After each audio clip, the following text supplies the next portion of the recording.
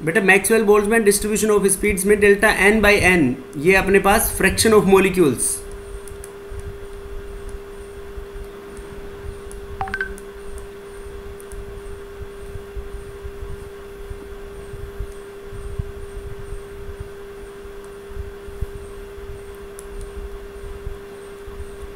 देखो बेटा temperature change होगा तो मॉलिक्यूलर स्पीड्स के ऊपर क्या फर्क पड़ता है?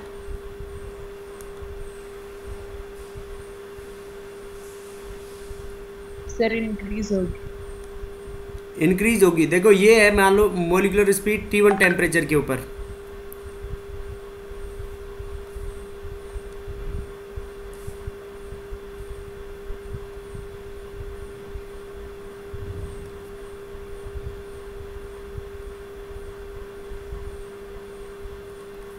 ये बेटा T1 टेम्परेचर पे और ये T2 पे। तो T2 यहाँ पे T2 is greater than T1। देखो अब इसमें मान लो जिन मॉलिक्यूल्स की स्पीड बहुत कम है,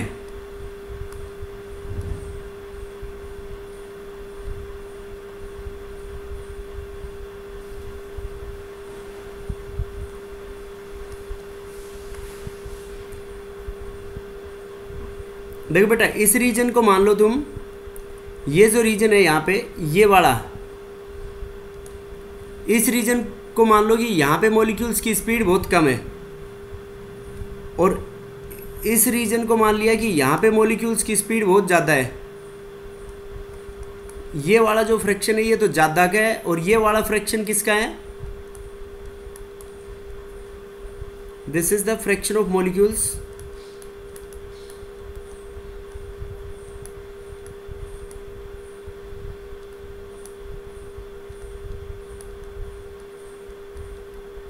हैविंग लो स्पीड। और ये क्या है बेटा आपका? ये red, this is the fraction of molecules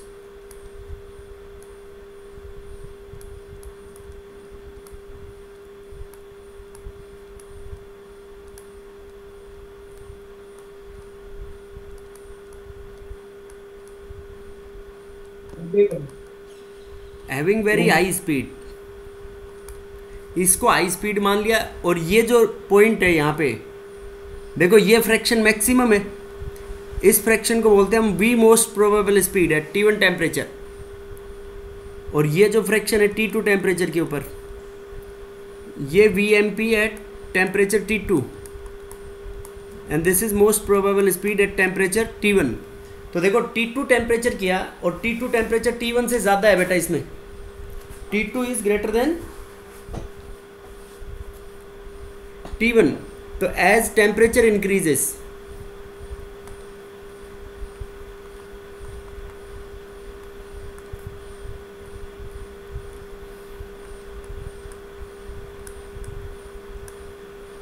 as temperature increases, temperature जितना ज़्यादा बढ़ेगा बेटा तो टेम्परेचर इंक्रीज होगा। तो देखो क्या होगा कि देखो इस फ्रैक्शन को अगर हमने हाई माना है तो ये अब टेम्परेचर बढ़ने से ये जो कर्व है ये ब्रॉड होगी, ज़्यादा ब्रॉड होगी। तो जिन मॉलिक्यूल्स की बहुत हाई स्पीड है वो तो देखो बढ़ गया, और जिन मॉलिक्यूल्स की स्पीड बहुत कम थी वो देखो यहाँ से ये ग्राफ कटने लग गया।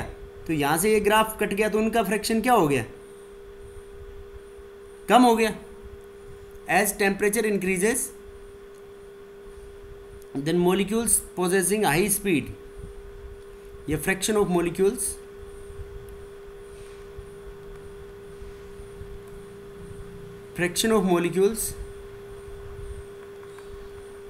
possessing very high speed,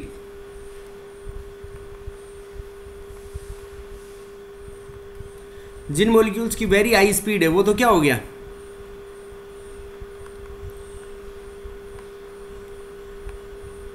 fraction of molecules possessing very high speed increases,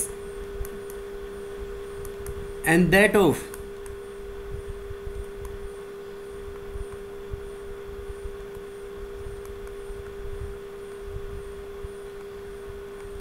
very low speed decreases. जिन मॉलिक्यूल्स की बेटा बहुत हाई स्पीड थी वो तो क्या हो गया? बढ़ गया, और जिनकी स्पीड बहुत कम थी वो क्या हो गया? कम हो गया। बेटा बोलो समझ आया नहीं आया? अब देखो कि मोस्ट प्रोबेबल स्पीड VMP को हम क्या बोलते हैं?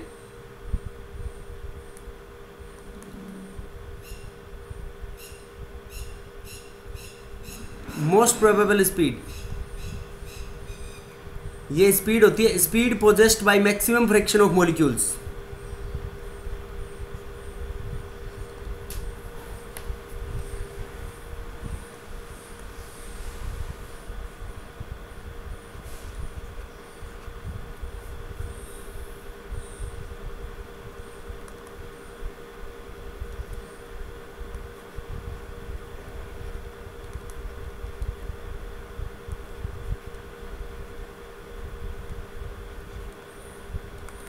Speed possessed by maximum fraction of molecules. देखो बेटा, अपने पास 100 मॉलिक्यूल है टोटल,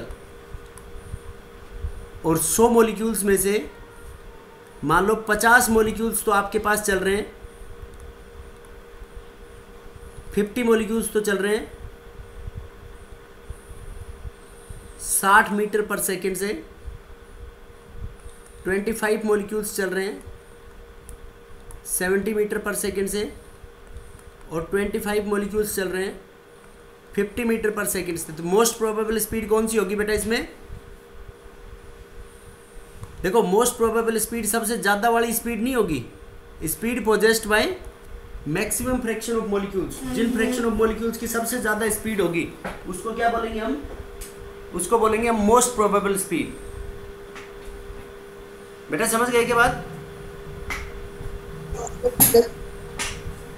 अरे बोलो, क्लियर है या नहीं बात? कि speed possessed by maximum fraction of molecules is known as most probable speed. अब ये मोस्ट प्रोबेबल स्पीड टेम्परेचर बढ़ेगा तो क्या हो जाएगी? VMP इंक्रीजेस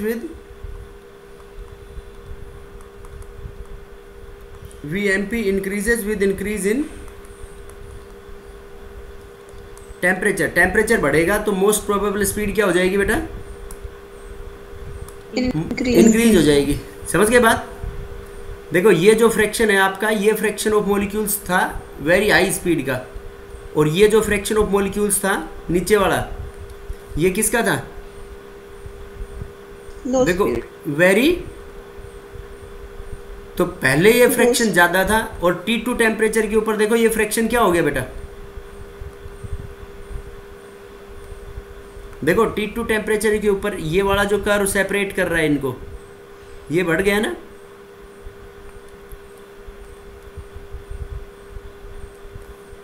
बेटा बोलो, समझ आया नहीं आया? Yes sir. देखो T2 टेम्परेचर के ऊपर ये रीजन बढ़ गया है या नहीं बढ़ा?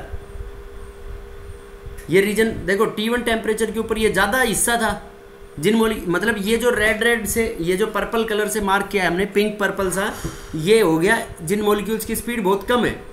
तो जब T2 टेम्परेचर किया तो कर्व ब्रॉड होगी, तो ये जो हिस्सा था ये घट गया ना इसका। बेटा नहीं आया समझ में? और जिन मॉलिक्यूल्स की स्पीड बहुत ज़्यादा थी, अब देखो ये येलो रीजन था, तो येलो रीजन तो यहाँ से बाहर की साइड में आएगा, ये वाला आगे की साइड में, तो बहुत ज़्यादा हो गया जिनकी स्पीड बहुत हाई है। ठीक है बेटा? तो V most probable speed increases with increase in temperature, और VMP क्या होती है? इसका magnitude is given by 2RT/m का अंडर रूट। लास्ट ईयर पढ़ा होगा ये स्टेट्स ऑफ मैटर के अंदर, V most probable speed, root mean square speed, average speed, पढ़ा था बेटा ये? Yes sir. देखो रूट मीन स्क्वायर स्पीड का क्या था magnitude? 3RT/m,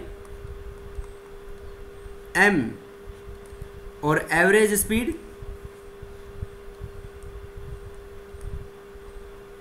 V average equals to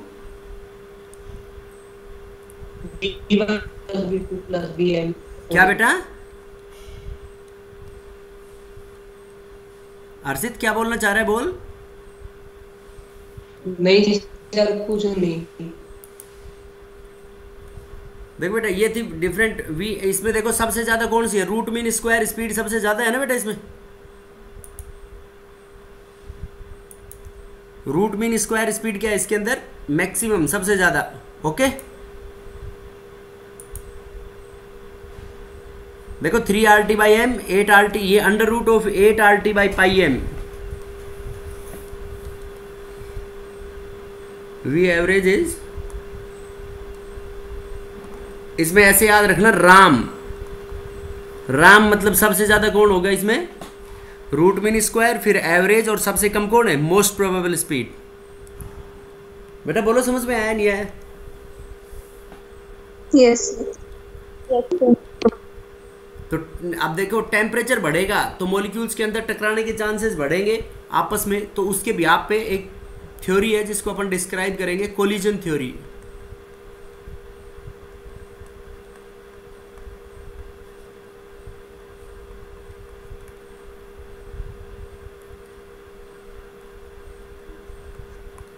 देखो बेटा कोलिजन थ्योरी, कोलिजन थ्योरी किसने दी थी, गिवन बाय मैक्स ट्रॉट्स,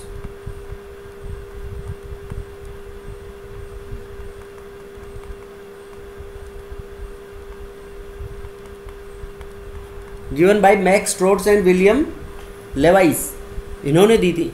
अब देखो बेटा कि जैसे टेम्परेचर के साथ कोलिजन का क्या रोल होगा, कोलिजन का मतलब ये जैसे मॉलिक्यूल है एक मैक्स के बाद समझ में नहीं आ रही।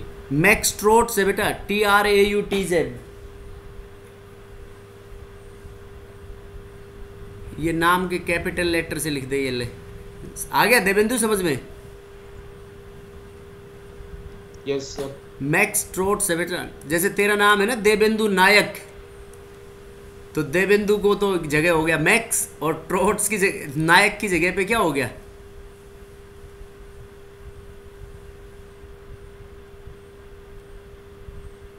देवेंदु समझ गया क्या? Yes sir. देखो बेटा ये दो मॉलिक्यूल है, तो ये दो मॉलिक्यूल्स जब आपस में टकराएंगे, कोलाइड करेंगे, दो एटम्स या मॉलिक्यूल्स ले लिए, ये कोलाइड होंगे, और कोलाइड होके क्या बनाएंगे, ये they will form products, yes और नो? तो इसके अंदर हमारे पास एक टर्म आती है collision frequency.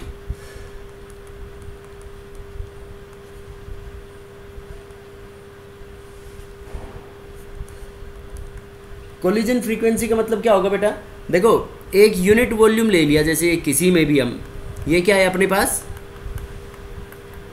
The number of molecules which collide in unit area. हाँ एरिया नहीं वॉल्यूम बेटा, एरिया आप तो एरिया तो 2D में हो गया ना, या यूनिट वॉल्यूम, यूनिट वॉल्यूम कह सकते हैं, नहीं कह सकते, उसको क्या बोलेंगे हम, कोलिजन फ्रीक्वेंसी। तो ये यूनिट वॉल्यूम के अंदर number of molecules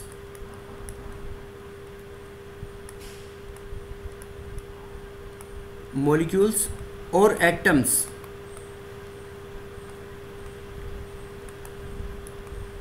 colliding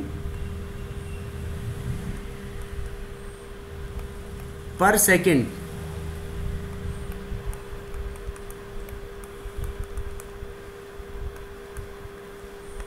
in unit volume, number of molecules colliding पर सेकेंड इन यूनिट वॉल्यूम, उसको क्या बोलेंगे बेटा हम, कोलिजन फ्रीक्वेंसी। समझ गए बेटा? तो ये जो कोलिजन फ्रीक्वेंसी होती है इसको हम Z से रिप्रेजेंट करेंगे यहाँ पे। तो ये जो कोलिजन फ्रीक्वेंसी है ये नॉर्मल टेम्परेचर प्रेशर के ऊपर,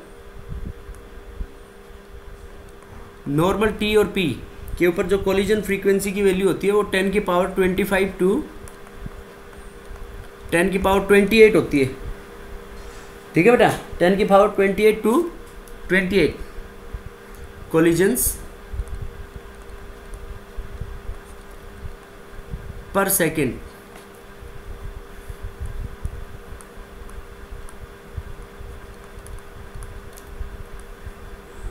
among the gaseous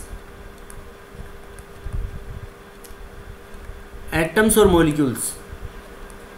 देखो बेटा, तो नंबर ऑफ कोलिजन्स बढ़ेंगे मॉलिक्यूल्स में, जब आपस में टकराने के चांसेस बढ़ेंगे तो कोलिजन फ्रीक्वेंसी बढ़ेगी या घटेगी, ये बताओ।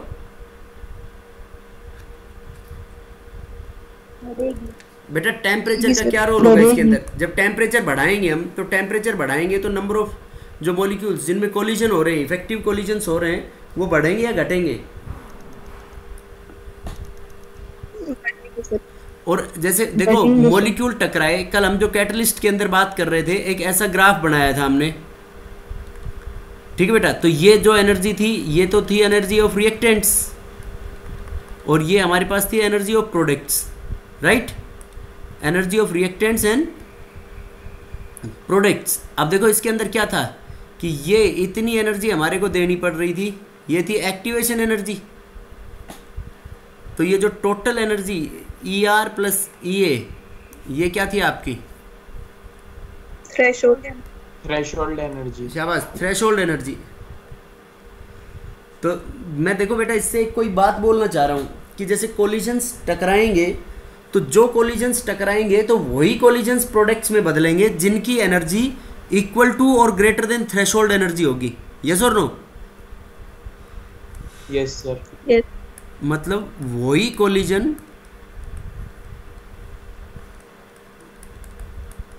वही कोलिजन्स प्रोडक्ट्स में, वही कोलिजन्स प्रोडक्ट्स में बदलेंगे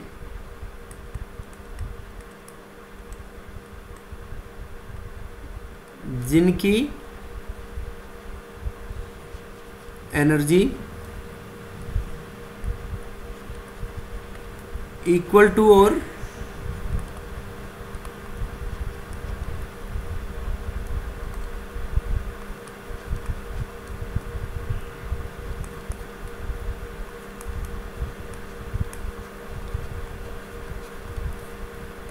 इक्वल टू और ग्रेटर देन थ्रेशोल्ड एनर्जी होगी। बेटा बोलो बात समझ में आई या नहीं आई? बेटा कौन से कोलिजन्स प्रोडक्ट्स में बदलेंगे जिनकी एनर्जी इक्वल टू और ग्रेटर देन क्या होगी? Threshold energy. समझ गया बेटा बात? Only those collisions will be converted into products whose energy equal to और ग्रेटर देन थ्रेशोल्ड एनर्जी। अब देखो रेट ऑफ रिएक्शन, तो रेट ऑफ रिएक्शन को हम ये कह सकते हैं, rate of reaction is directly proportional to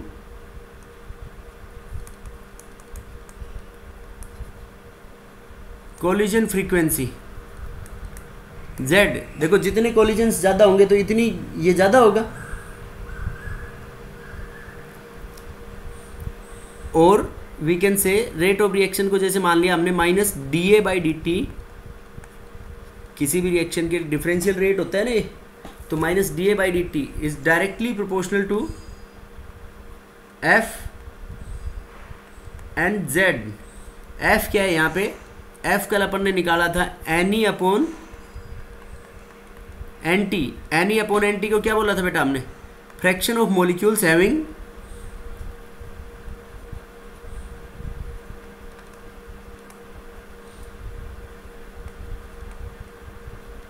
fraction of molecules having energy equal to और ग्रेटर देन एक्टिवेशन एनर्जी।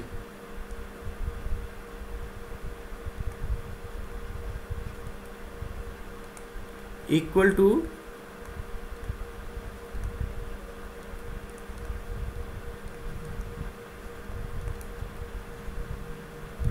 और ग्रेटर देन एक्टिवेशन एनर्जी। बेटा बोलो समझ आया नहीं आया ये?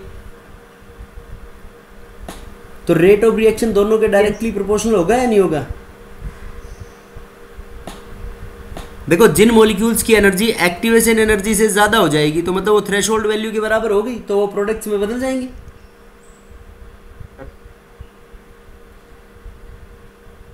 बेटा नहीं समझे? सर आ गया।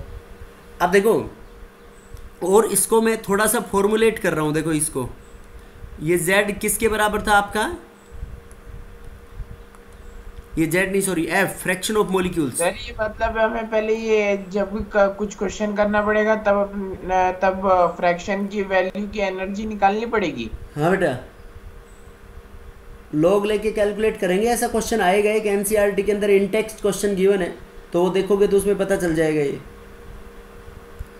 देखो बेटा, तो रेट को मैं ऐसे लिख सकता हूं, रेट बराबर rate of reaction is equal to Z collision frequency into fraction of molecules को क्या लिखा था हमने? E की पावर माइनस EA/RT। F बराबर क्या था? Fraction of molecules having energy equal to greater than activation energy, E की पावर माइनस EA/RT। यस और नो?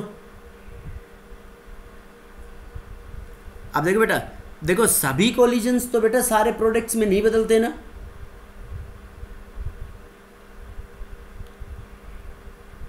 बेटा सभी कोलिजन्स प्रोडक्ट में नहीं बदलते। अब इसको देखो, रेट कांस्टेंट को अरीनियस कैसे रिलेट कर देता था, इसको अरीनियस ये भी पुट कर देता था, रेट बराबर के बराबर रेट कांस्टेंट के टर्म्स में के बराबर जेड इंटू ई की power minus E A by R T. Z है कोलिजन फ्रीक्वेंसी, के हो गया यहाँ पे रेट कांस्टेंट। वो जो बच्चा पूछ रहा था ना सर ये एक्सप्रेशन कैसे लिख दिया आपने, तो देखो के, अब देखो सभी कोलिजन्स प्रोडक्ट में नहीं बदलेंगे, तो मैं इसको ऐसे लिख दूं तो k equals to Z into P, k equals to Z into P into e की power minus E A by R T. अब p इसके अंदर एक नई टर्म आ गई ना बेटा, देखो मैंने p से मल्टीप्लाई कर दिया, तो p का मतलब क्या है, p is the probability of effective collisions, p is the probability of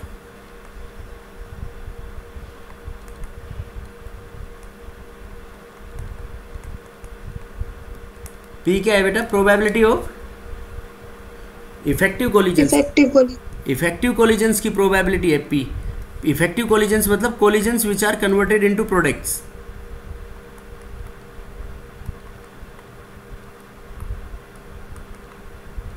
collisions which are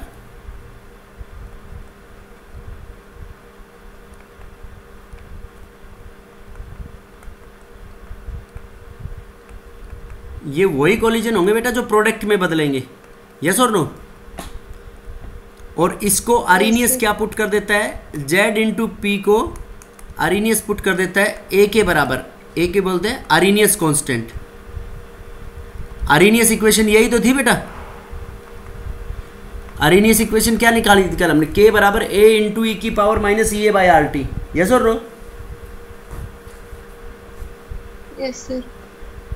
बेटा बोलो समझ में आया नहीं आया। अब देखो ये जो अपन ने पूरा पढ़ा, इसके दो कंक्लूजन निकाल सकते हैं हम कि एक तो मॉलिक्यूल्स के प्रोडक्ट में बदलने के लिए उनके पास थ्रेशोल्ड एनर्जी के बराबर उनकी एनर्जी की वैल्यू होनी चाहिए, ठीक है बेटा। प्रोडक्ट्स में बदलने के लिए उनकी एनर्जी किसके बराबर होनी चाहिए, थ्रेशोल्ड एनर्जी के बराबर। और क्या बोल सकते हैं, ये कह सकते हैं कि उनकी एक ओरिएंटेशन भी प्रॉपर होनी चाहिए, मतलब मॉलिक्यूल्स की ओरिएंटेशन देखो,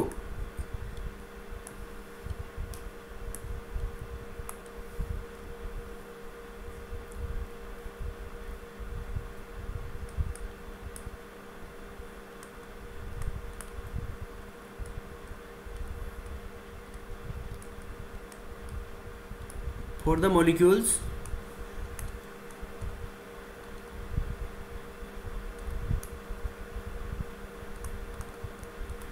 to undergo effective collisions, molecules के इफेक्टिव कोलिजन्स होने के लिए दो कंडीशंस सेटिस्फाइड होनी चाहिए। एक तो हो गया बेटा एनर्जी का क्राइटेरिया अपने पास, बताओ एनर्जी फैक्टर क्या हुआ इसमें तनु, फैक्टर नहीं, एनर्जी फैक्टर के अंदर क्या लिखे बेटा हम,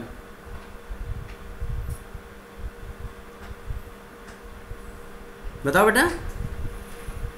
sir the energy should be equal to the threshold energy. बेटा energy of molecules, very good, equal to और greater than, yes sir, energy of molecules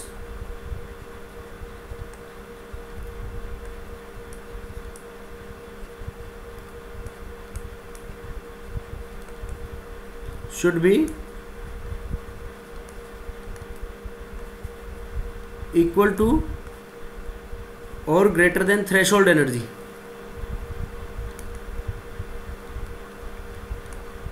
बेटा उससे थ्रेशोल्ड एनर्जी से कम होगी, मतलब एक्टिवेशन एनर्जी पूरी नहीं मिल पाए जितनी चाहिए इतनी, तो प्रोडक्ट्स में बदलेंगे वो, कभी भी नहीं बदलेंगे। No sir.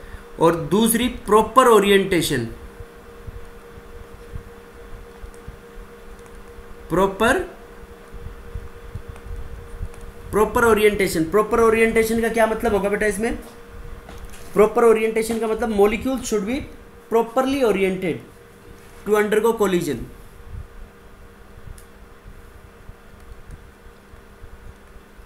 सर मगर तो वो इसका मतलब जो एमॉर्फस सॉलिड होता है उसमें मतलब जिसमें एक में तो क्रिस्टलाइन और अमorphous सॉलिड में फिर वो फर्क हो जाएगा।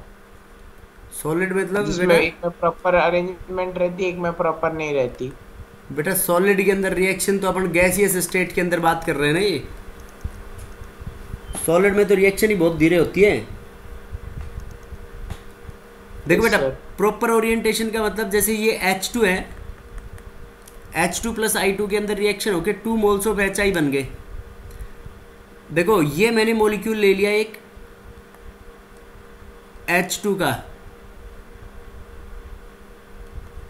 और ये मॉलिक्यूल ले लिया बेटा I का।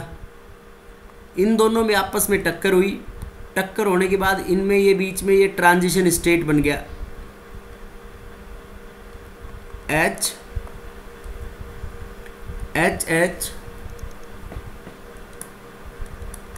I, ठीक है बेटा। और फिर उसके बाद ये 2 मोल्स ऑफ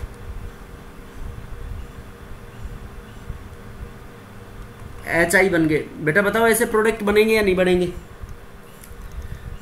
तो ये दोनों मॉलिक्यूल्स तो कैसे हैं? ये है प्रॉपर ओरिएंटेशन।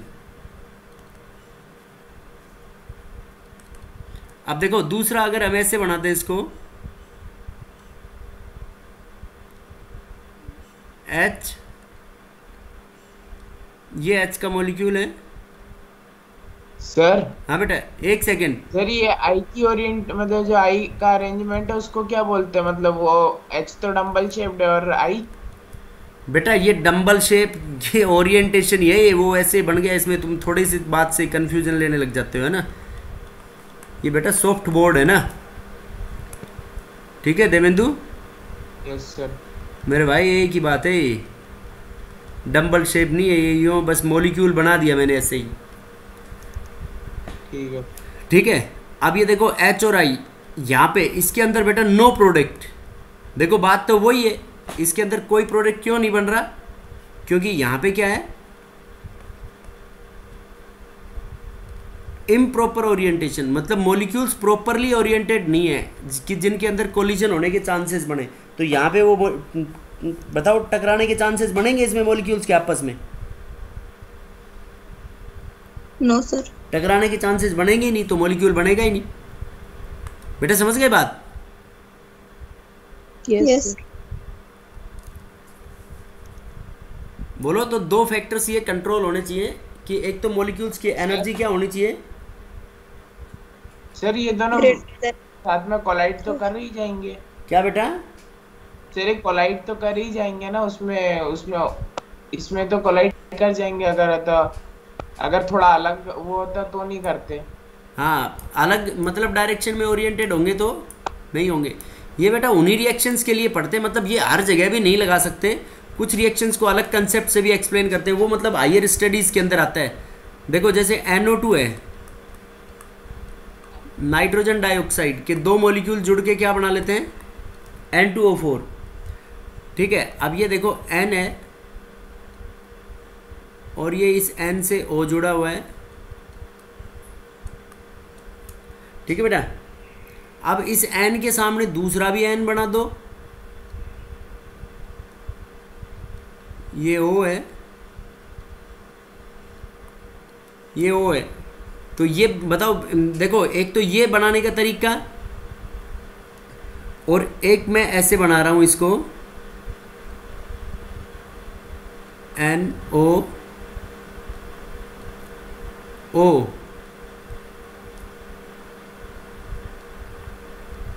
O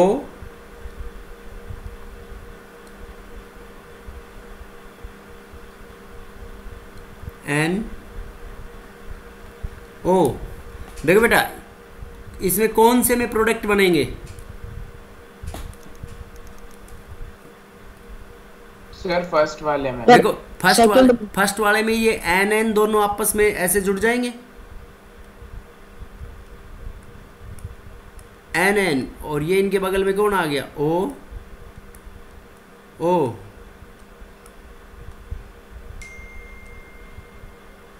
ठीक है बेटा, ओ ओ, और यहाँ पे नो प्रोडक्ट। तो यहाँ पे क्या कह सकते हैं हम, यहाँ पे मॉलिक्यूल्स क्या थे, यहाँ पे प्रॉपर ओरिएंटेशन थी,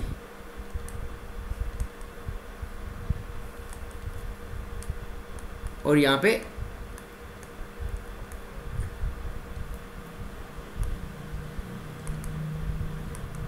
इम्प्रॉपर ओरिएंटेशन। बेटा बोलो समझ में आया नहीं आया ये?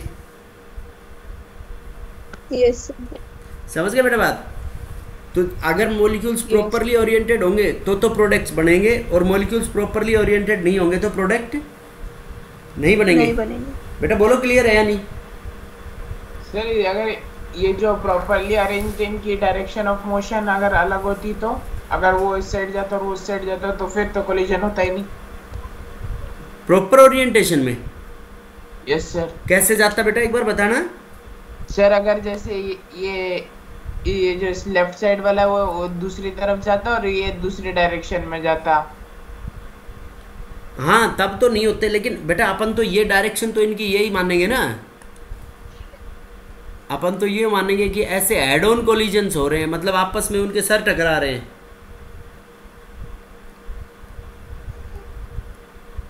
बेटा समझ गए बात? Yes sir. अरे बोलो कोई डाउट हो तो इसमें किसी को? No sir. देखो आप जो कैटलिस्ट की जो रिएक्शंस ले रहे थे बेटा हम, कि कैटलिस्ट के बारे में क्या कितना जानते हो तुम, ये कह सकते हैं कि एक तो जो किसी भी रिएक्शन में increases the rate of reaction without नहीं इंक्रीज तो करता है कैरेक्टरिस्टिक्स ऑफ कैटलिस्ट।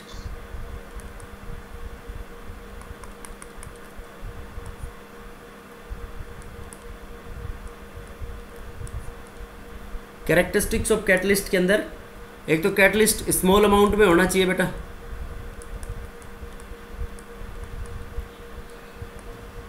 रिएक्शन के अंदर no change in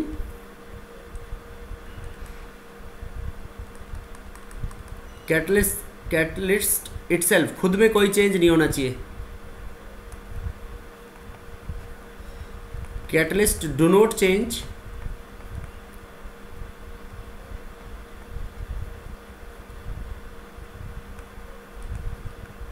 delta H and delta G of reaction। Catalyst बेटा डेल्टा H और डेल्टा G ऑफ रिएक्शन को भी चेंज नहीं करता है। समझ गए बात?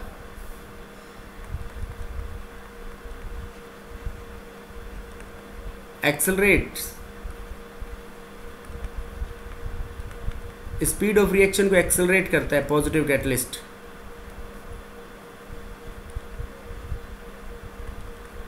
बेटा डेल्टा एच कल पढ़ा था ना अपन ने ग्राफ में, देखो डेल्टा एच फाइनल और इनिशियल एनर्जी तो सेम थी रिएक्टेंट्स और प्रोडक्ट्स की। Yes sir. बेटा बोलो समझ में आया नहीं आया ये? सर और ये डेल्टा जी तो गिब्स फ्री एनर्जी है तो डिनोट कर रहा है ना इसमें? हाँ delta G Gibbs free energy होती है। गिब्स फ्री एनर्जी का मतलब क्या होता है? Free energy available for doing work, काम करने के लिए फ्रीली अवेलेबल एनर्जी को बोलते हैं हम गिब्स फ्री एनर्जी।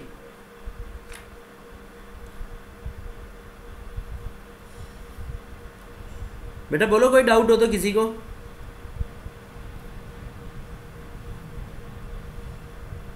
अरे बोलो भाई। No sir. No sir. बेटा फिर वो मैंने कुछ parallel reaction, parallel order reaction फिर वो बता दी थी क्या तुम्हारे को?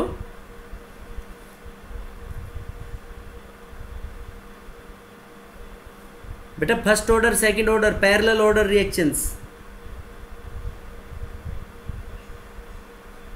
No sir. नहीं हुई थी? No sir. वो परसेंटेज यील्ड कैसे निकालेंगे पैरेलल ऑर्डर रिएक्शंस के लिए? Reversible reactions, parallel order reactions नहीं हुई थी? नहीं हुई थी सर। No sir. देखो वो है ओनली फॉर कंपटीशन। ये this is all about this chapter, ये चैप्टर का एंड हो गया।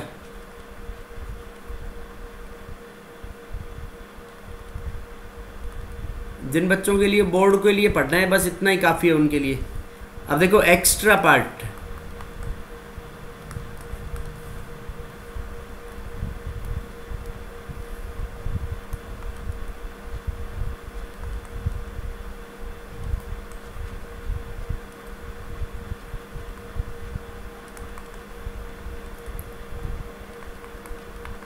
Rate low for reversible reaction. Reversible reaction के लिए रेट लो क्या होगा बेटा? ये H2 प्लस I2। देखो फॉरवर्ड रिएक्शन का रेट कांस्टेंट है K1, बैकवर्ड का है K2। It forms 2 moles of HI। तो इसके अंदर रेट बराबर ऐसे लिख सकते हैं बेटा, माइनस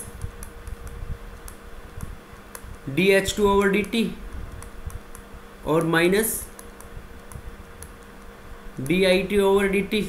लिख सकते हैं नहीं बेटा ऐसे? यस। और बताओ कैसे लिख सकते हैं? DHI upon DT। और ये किसके बराबर होगा इसका? मतलब फॉरवर्ड रिएक्शन का रेट कांस्टेंट माइनस बैकवर्ड। देखो K1 into concentration of H2 into I2 minus K2 into concentration of HI। Forward minus backward, HI की पावर 2। ऐसे निकालेंगे बेटा इसके अंदर rate of reaction. Forward reaction rate constant minus backward reaction rate constant. Backward. Forward minus backward. Okay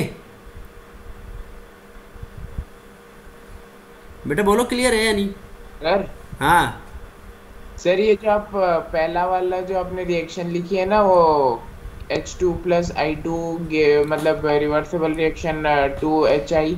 हाँ sir उसमें वापस जैसे वो रिएक्टेंट से जो प्रोडक्ट बन जाएगा वो तो ठीक है, फिर प्रोडक्ट से रिएक्टेंट बनने में मतलब जो एनर्जी लगेगी वो एक्सटर्नल होगी इंटरनल होगी? बेटा वो रिएक्शन के अंदर ही होगी। इनकी डेल्टा जो रिवर्सिबल रिएक्शन है तो इनकी डेल्टा H 0 होगी। तो वहीं से जो प्रोडक्ट से जितनी, जब प्रोडक्ट बन रहे हैं, जो जितनी एनर्जी रिलीज हो रही है, इतनी एनर्जी प्रोडक्ट्स को तोड़ के और वो वापस से रिएक्टेंट बनने के लिए एब्जॉर्ब हो जाएगी। ठीक है सर। नहीं समझे?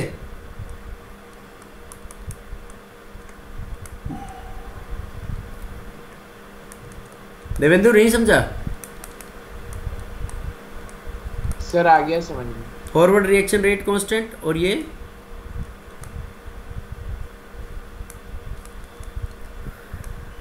Backward reaction rate constant.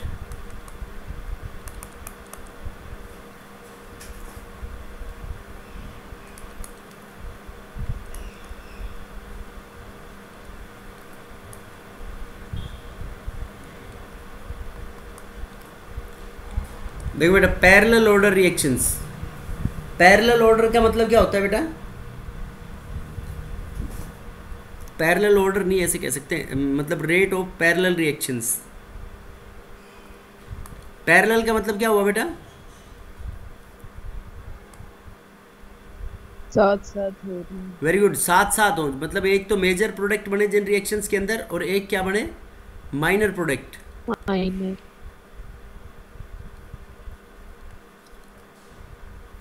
Parallel और साइड रिएक्शंस। देखो जैसे ए है, ए बदल रहा है बी में और सी में, तो यहाँ पे बी को क्या मान लिया हमने? ये है मेजर प्रोडक्ट आपका। और सी क्या है बेटा इसके अंदर? Minor product. तो ए से बी का बनने का रेट कांस्टेंट है K1 और ए से सी के बनने का रेट कांस्टेंट है K2। तो मेजर प्रोडक्ट वाली मेन रिएक्शन होगी इसके अंदर। तो रेट को हम ऐसे लिख सकते हैं, रेट बराबर माइनस DA/DT। यस और नो? बेटा बोल सकते हैं नहीं ऐसे? अब देखो उसमें जैसे माइनस किया था तो इसमें माइनस DA/DT को बराबर पुट कर दो तुम K1 इंटू ए प्लस K2 इंटू ए। यहाँ से कॉमन आ जाएगा इसमें, तो इसको क्या कह सकते हैं, K1 प्लस K2 इंटू ए। अब ये देखो यहाँ पे परसेंटेज यील्ड ऑफ ए कितना बनेगा, ये ए नहीं B, percentage yield of B, तो बी बराबर हो जाएगा ये, बी का रेट कांस्टेंट क्या था K1, तो K1 upon K1 plus K2, percentage निकालनी है तो इसको 100 से मल्टीप्लाई कर देंगे, और सी का क्या आ जाएगा K2 upon K1 plus K2। समझ गए बेटा, ऐसे पता चलेगा अपने को different yields during the reaction की। बेटा बोलो क्लियर है या नहीं है? Yes sir. बाकी इनको डिराइव करके शो करूंगा मैं अभी तुम्हारे को।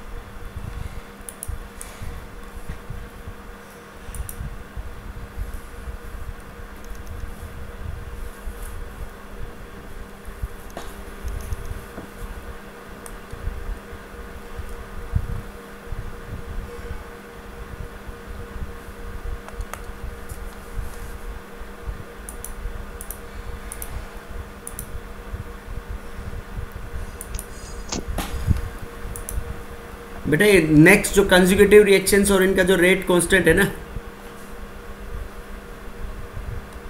कंसेक्यूटिव रिएक्शंस और इसकी एक्सरसाइज वो हम कल डिस्कस करेंगे फिर। ओके, इसकी एक्सरसाइज आपको कंप्लीट भी करनी है, एनसीईआरटी की एक्सरसाइज। Okay sir. बेटा एनसीईआरटी के इन टेक्स्ट और आउट टेक्स्ट किस किस बच्चे ने किए क्वेश्चंस, और जो मैंने सीट भेजी थी वो मॉड्यूल उसके सर मैंने एग्जांपल किए थे। एग्जाम्पल्स? Yes sir. रियादीप कितने कर लिए तूने? वरुण क्वेश्चन किए थे। कितने किए हैं? क्वेश्चन। क्या बेटा?